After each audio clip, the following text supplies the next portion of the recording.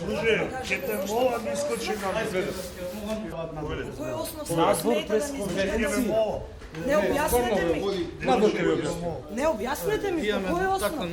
Објаснете ми.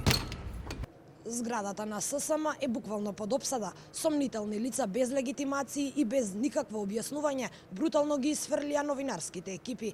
Овие лица кои првпат може да се забележат во домот на работниците. Исто така, влезот го забрануваат и за советниците на ССМ. Тие утринава морале да повикаат полиција за да може да влезат во зградата.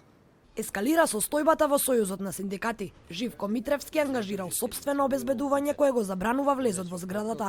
Митревски одржа и седница на Советот за која дел од синдикалните представници велат дека е нелегитимна по сите основи.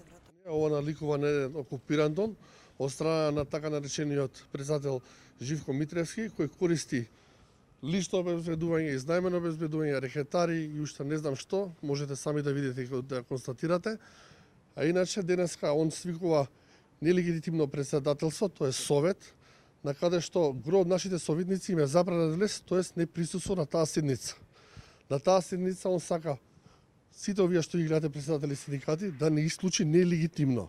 Претпоставуваме дека после денешната седница тој ќе направи измени на статутот, со кој ќе си даде за право да уште повеќе да си ги прошири овластувањата и можно е од утре да биде блокирана работа на овие синдикати, да постави обезбедување и да не дозволува влез. Советникот Ѓорѓиевски, кој исто така бил исфрлен од зградата на ССМ, вели дека Митревски нема кворум да одржува седница. Немаат никаква правна, не може да донесат, зашто немаат кворум. Ние го имаме потребниот кворум и назначивме нов председател. Председателот на СОП вели дека никој нема право на новинарите да им го попречи влезот во домот на работниците. Оваа зграда на синдикатите, дом на синдикатите е јавна зграда. Како и секоја друга јавна зграда, во трговски да влезете или да влезете во било каде, значи има право секој граѓанин на Република Македонија да влезе. Нормално има пријавница, се пријавуваш ако треба, кажеш јас сум член на синдикат на Суткос, на одбрана на синдикатот, одам во мојот синдикат. Никој не може да ви забрани. Посебно вас на новинарите, кои што се законски регулирани дека имате право да влезете во сите институции, вие сте акредитирани.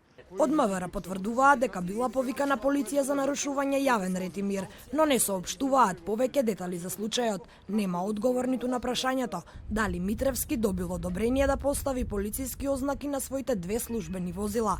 Живко Митревски продолжува да се крие од новинарските екипи.